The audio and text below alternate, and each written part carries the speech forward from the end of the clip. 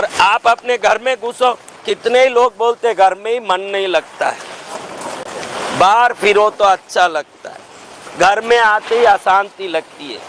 तो ये अशांति फैलाया किसने?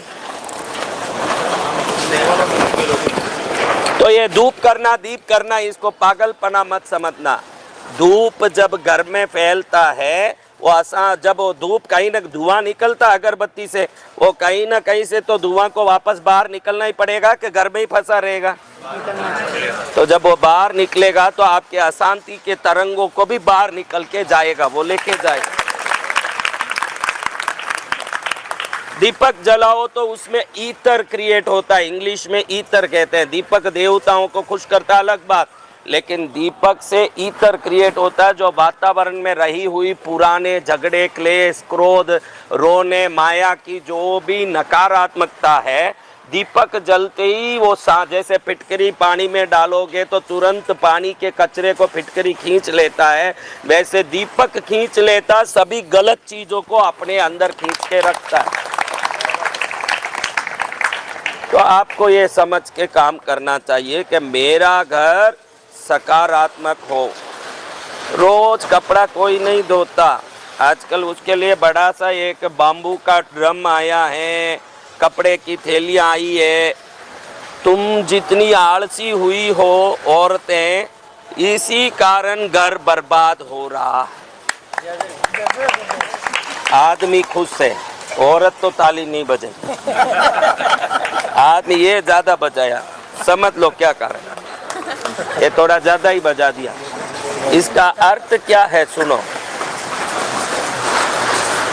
मोबाइल देखना, टाइम यूट्यूब देखना, फेसबुक में देखते रहना।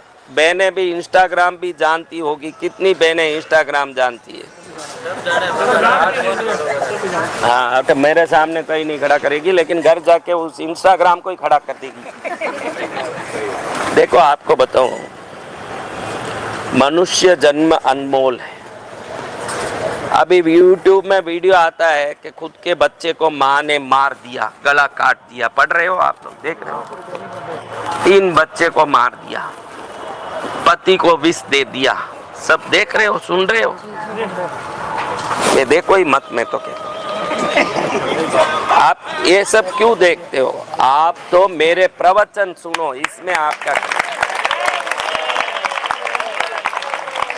क्योंकि लून नहीं तो लकन आसी, कहवे के नहीं? सही बात है। लून नहीं तो लकन आसी। तो इसको देखते देखते कहीं आइडिया नहीं आ जावे कि इससे कब तक माता फोड़े, गंडासा लो और इसको खत्म करो, नया लाएं। आइडिया कहाँ से आते हैं? यही वीडियो आइडिया देते हैं।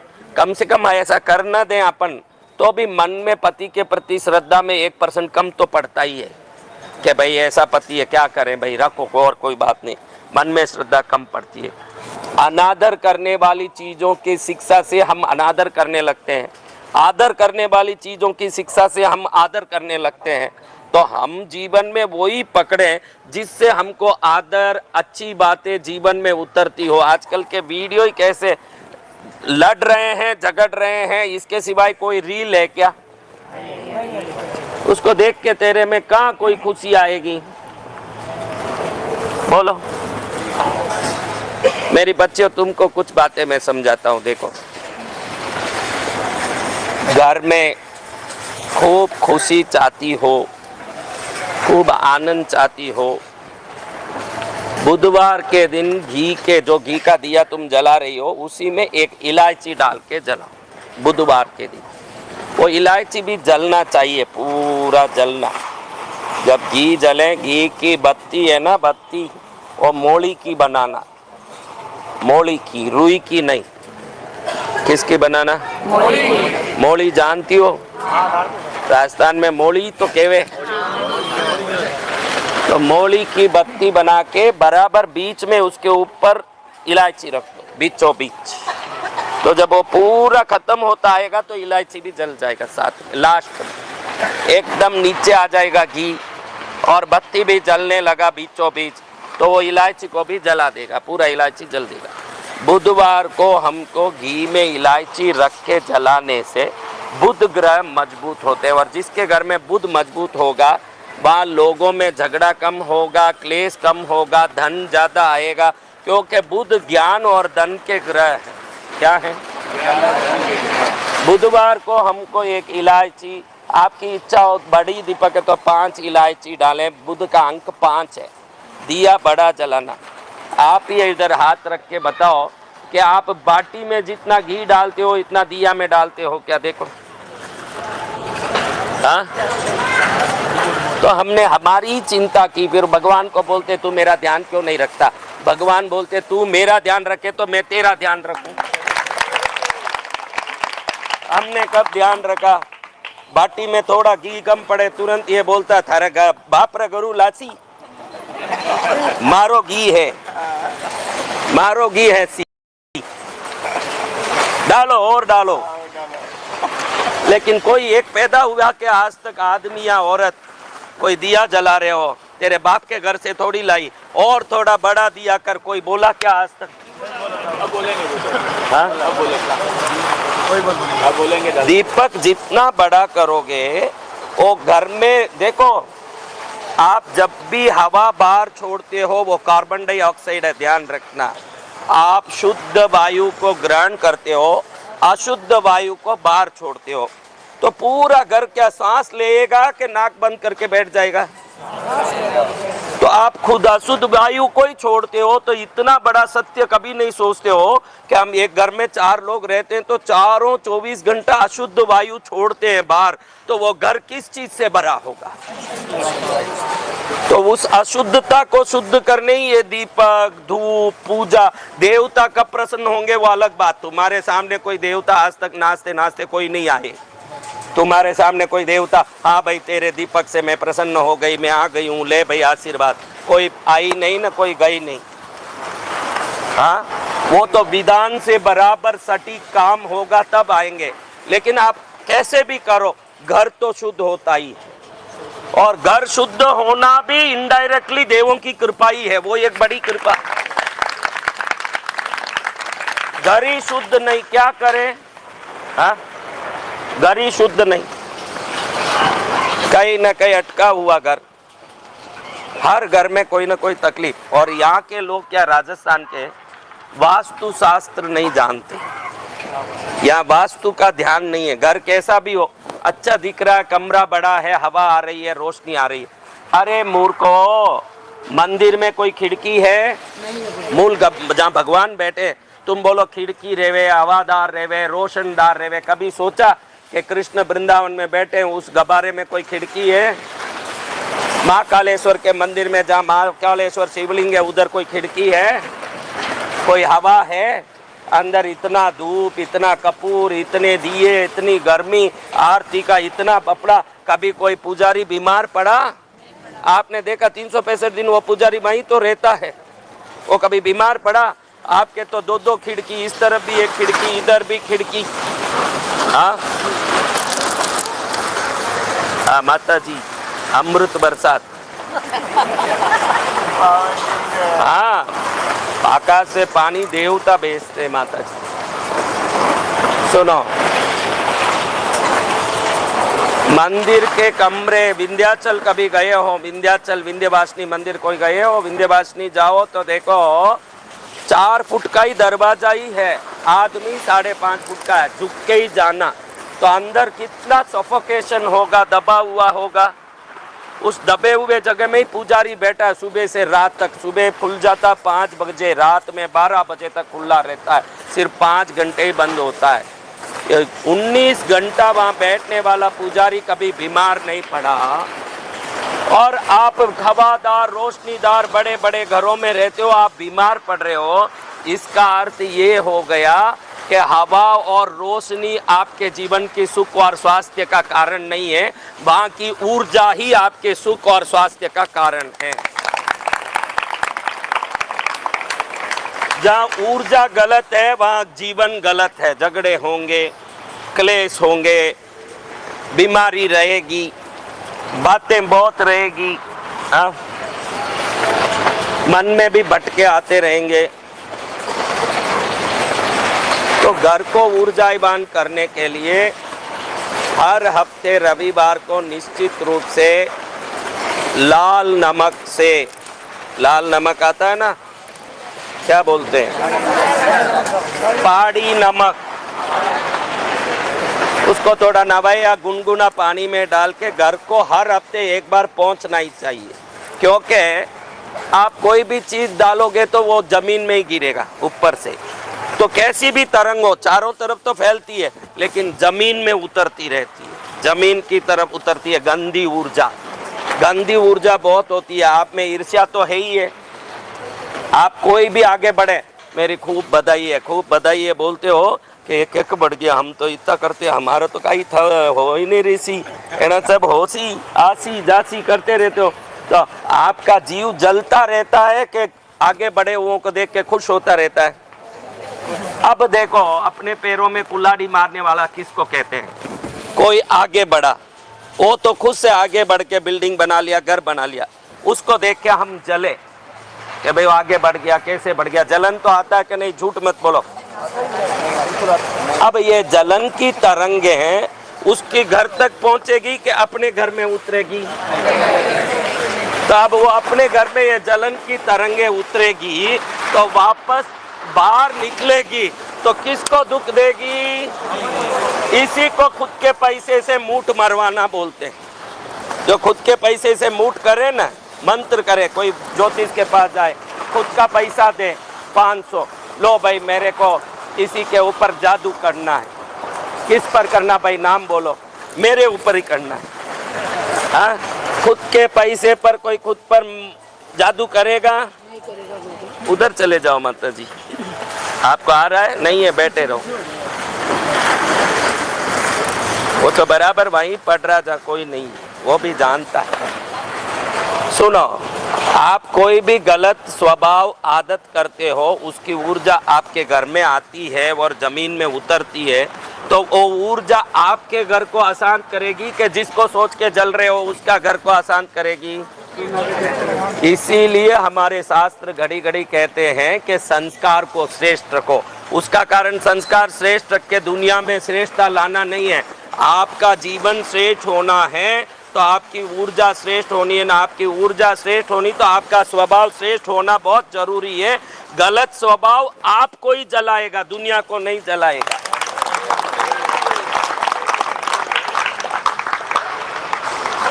तो क्या कर सकते हैं? देखो, आप सबको बताता हूँ, मेरा सुख भी अच्छा रहे, संस्कार अच्छा रहे, जीवन में ज्ञान अच्छा रहे, तो एक कांच का बाउल लो। क्या लेना? किसके घर में कांच का बाउल है? नया लेना, नया खरीदना, 30 रुपए में आता होगा। अपने घर के सुख के लिए खरीद लो। ये शुक्रवार को करने जैसा है। एक बाउल लिया, थोड़ा केसर उसमें रखना। क्या रखना? थोड़ा सा भीमसेनी कपूर रखना। क्या रखना? थोड़ी इलायची।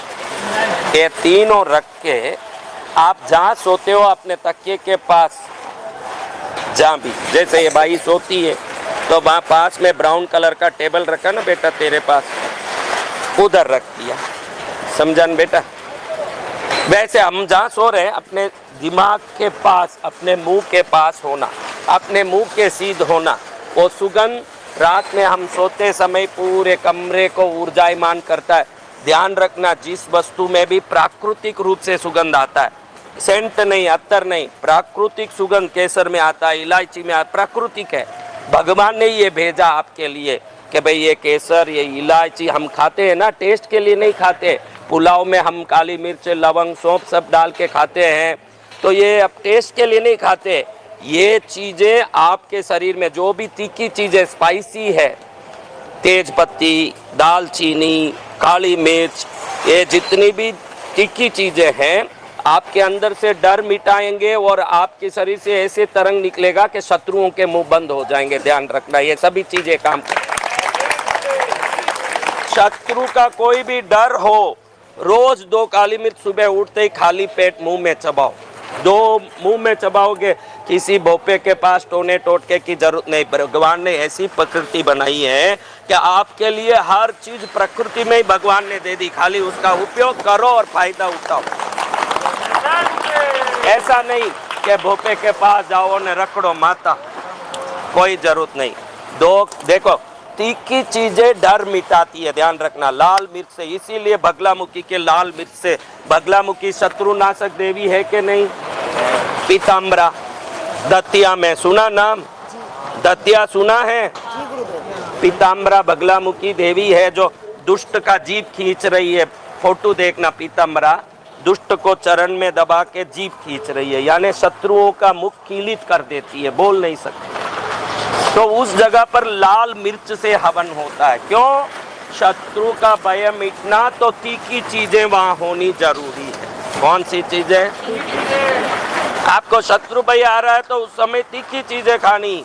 धन चाहिए, हाँ ये देखो जितने पैसे वाले हैं, आप ध्यान रखना, जितने पैसे वाले हैं, पैसे वाले हो गए, लेकिन उनको अपना कर्म मारता है। देखना, पैसे वाला हो गया लेकिन उनकी भी परीक्षा होती होगी कि नहीं? पैसे वाले का भी एक परीक्षा होगी कि नहीं? तो देखो ज्यादातर पैसा वाले शुगर की बीमारी, वो मिठाई नहीं खा पाएगा। देखना, ये मेहनत मजदूरी करने वाले को कोई शुगर नहीं, लेकिन वो भी मिठाई नहीं खा पाएगा, उसके पास पैसा नहीं। और इसके पास पैसे खूब हैं, लेकिन इसका काम वाला रसोई में माल उड़ाता रहेगा, नहीं मुंह देखता रहेगा। डॉक्टर ने बोल दिया नहीं खाना, हाँ रसोई ने बनाई भारी बाटियां बनाई, और डॉक्टर ने कह दिया कि 2 टिप्पा 2 बूंदी डालना इसके बाटी में सेठ के।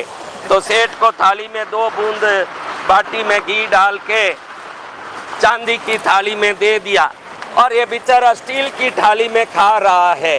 बाटी ले लिया और पाव किलो घी उंडा लिया और डप लप अंदर खोक रहा है। अब थाली चांदी की हो के सोने की, पेट में जाने वाली माल मजेदार किसकी है? देखो, हाँ किसकी है?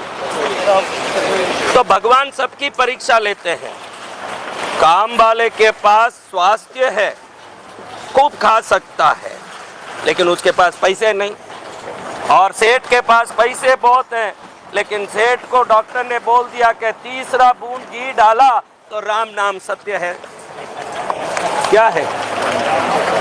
तो कौन राम नाम को सत्य करना चाहता है? हर आदमी जिंदगी भर यही चाहता है कैसे भी राम नाम सत्य न हो जाए।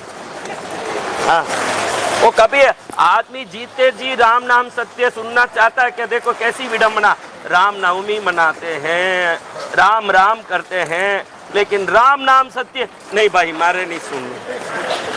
राम के नाम को सत्य तभी सुनता जब वो सुन ही नहीं पाता। जब वो सुन ही नहीं पाए, कान मृत हो गया, उसके बाद क्या बोलते फिरते हैं? ये संसार, चलो वो जाने दो। एक कटोरे में केसर लो, भीमसेनी कपूर लो, इलायची, जितना बड़ा जितना ज्यादा लोगे उतना फायदा, क्योंकि मात्रा बढ़ेगी तो ऊर्जा बढ़ेगी। इसमें कंजूसी नहीं करना। खुद के सुख के लिए कंजूसी करे वो महामूर्ख, पड़ोसी के लिए भले कंजूसी करे, ये खुद के लिए है तो कंजूसी नहीं। बढ़िया बाउल लिया, बढ़िया भरा अपने पास रख दो के नींद अच्छी आएगी। क्या होगा? बुरे सपने आने बंद हो जाएंगे, घर में क्लेश बंद होंगे। उस वस्तु में ताकत है या नहीं, बात की बात मैं बोल रहा हूँ, इसलिए होगा। ताली बजाना बेटा, बजा ताली। हाँ, ऐसे ऐसे दुंगा में हाथ डाल के बैठ जाएगा, क्या करेगा? हाँ?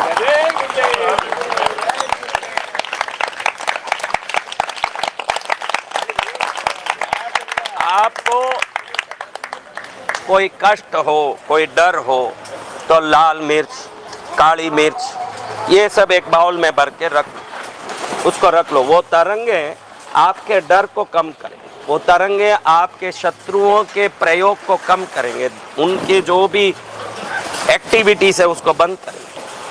हम भी खाना पुलाव में, देखो ये होटलों में आप कहीं भी जाओ, शास्त्रों में लिखी है, होटल वाले कब चालू किए पता नहीं, होटल में जाओ सौंफ मिश्री देते हैं।